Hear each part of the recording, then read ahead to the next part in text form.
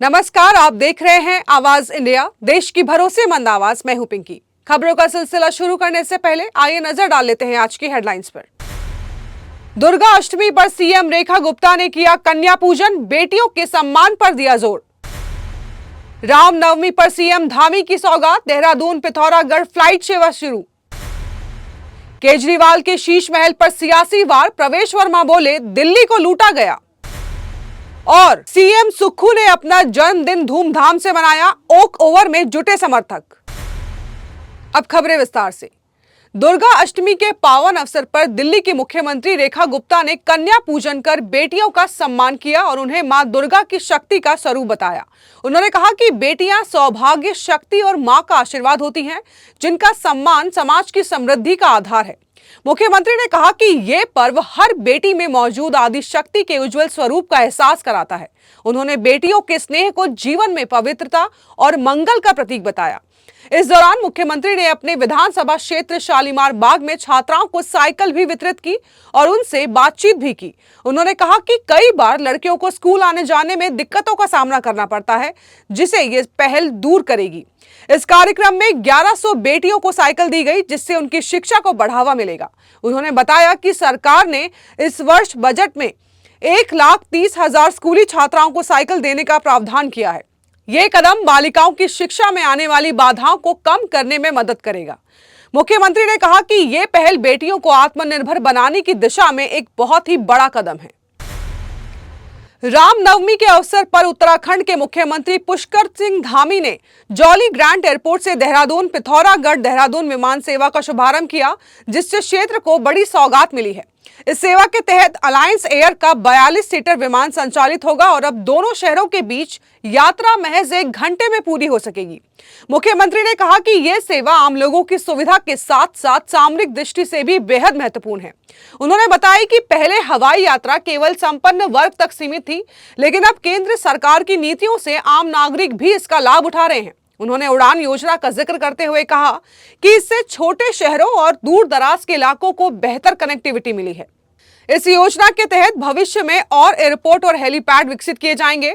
मुख्यमंत्री ने कहा कि पर्वतीय राज्य उत्तराखंड में हवाई सेवाएं केवल सुविधा नहीं बल्कि जीवन रेखा बन चुकी है, खासकर दुर्गम क्षेत्रों के लिए। उन्होंने बताया कि वर्तमान में राज्य में उड़ान योजना के तहत 26 हवाई मार्ग संचालित हो रहे हैं और एयर कनेक्टिविटी योजना के तहत 6 रूट पर नियमित उड़ानें चल रही हैं। पिछले 4 वर्षों में हेलीपोर्ट्स की संख्या 2 से बढ़कर 12 और हेलीपैड की संख्या 60 से बढ़कर 118 हो गई है। राज्य को एविएशन इकोसिस्टम को बढ़ावा देने के लिए राष्ट्रीय स्तर पर सम्मान भी मिल चुका है।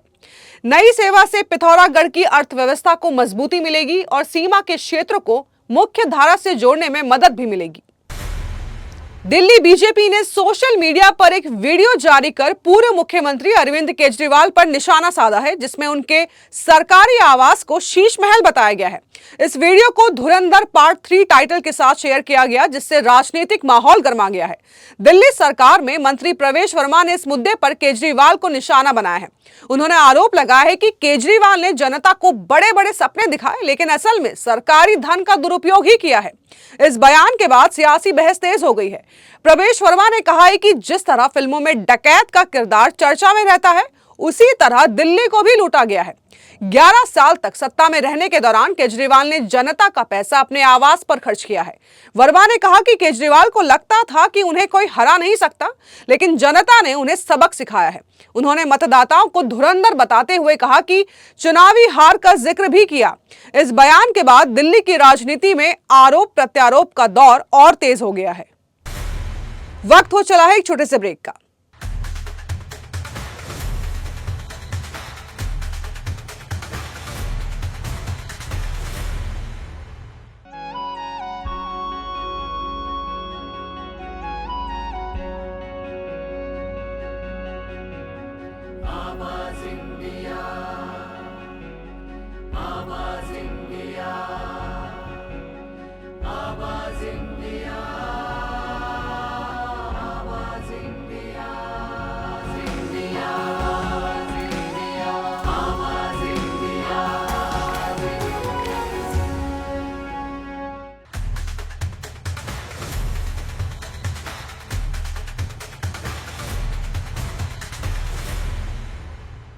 ब्रेक के बाद आप सभी का स्वागत है। बढ़ते हैं अगली खबर की ओर।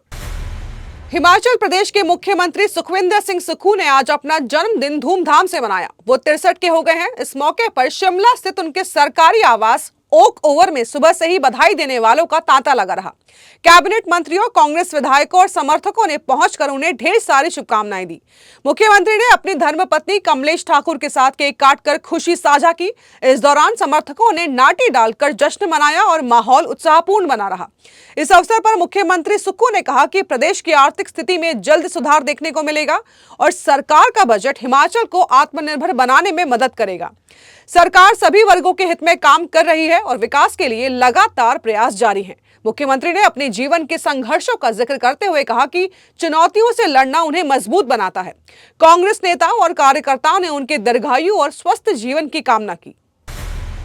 फिल्म धुरंधर 2 की सफलता के बीच रणवीर सिंह की एक विवादित तस्वीर सोशल मीडिया पर तेजी से वायरल हो गई है, जिसमें उन्हें पगड़ी पहने सिगरेट पीते दिखाया गया है। इस तस्वीर को लेकर सिख समुदाय के ग्रुप ने नाराजगी जताते हुए शिकायत भी दर्ज कराई है। विवाद बढ़ने के बाद फिल्म के निर्देशक आदित्य धर ने सामने आकर इस पर सफाई दी। उन्होंने सोशल मीडिया साइट पर लिखा कि ये तस्वीर पूरी तरह से फेक और AI से तैयार की गई है। उनके मुताबिक ये फिल्म के किसी भी सीन का हिस्सा नहीं है। कुछ लोग जानबूझकर फिल्म की छवि खराब करने के लिए इस तरह का कंटेंट फैला रहे हैं। आदित्य धर ने स्पष्ट किया है कि वे सिख समुदाय का गहरा सम्मान करते हैं और फिल्म में हर किरदार को पूरी संवेदनशीलता और जिम्मेदारी के साथ पेश किया गया है। उन्होंने दर्शकों से अपील की है कि वे केवल आधिकारिक सोर्स पर ही भरोसा करें और किसी भी संदिग्ध कंटेंट से दूर रहें। उन्होंने कहा कि AI के जरिए बनाए गए ऐसे फेक विजुअल्स लोगों को गुमराह करने के लिए फैलाए जा रहे हैं। साथ ही आदित्य धर ने यह भी कहा कि इस तरह की उनको चेतावनी दी जाती है जो लोग ऐसे फर्जी सामग्री बनाते हैं और ऐसी अफवाहें फैलाते हैं। उनके खिलाफ सख्त कार्रवाई भी की जाएगी। IPL 2026 से पहले RCB की ऐतिहासिक बिक्री पर पूर्व मालिक विजय माल्या का पहला रिएक्शन सामने आया है। करीब 16,500 करोड़ रुपए में हुई इस डील को लेकर उन्होंने खुशी जाहिर की और नए मालिकों को बधाई दी। माल्या ने याद किया कि 2008 में उन्होंने 450 करोड़ में इस फ्रेंचाइजी को खरीदा था, जिस पर लोगों ने उनका मजाक भी उड़ाया था। उन्होंने कहा कि उस समय उनके इस फैसले को वैनिटी प्रोजेक्ट बताया गया था, लेकिन उनका उद्देश्य एक मजबूत ब्रांड बनाना था। आज वही निवेश 37 गुना बढ़ गया है, जिसे देखकर उन्हें बेहद खुशी हो रही है। उन्होंने कहा कि RCB हमेशा उनके DNA का हिस्सा रहेगी और इससे जुड़ी यादें भी खास रहेंगी।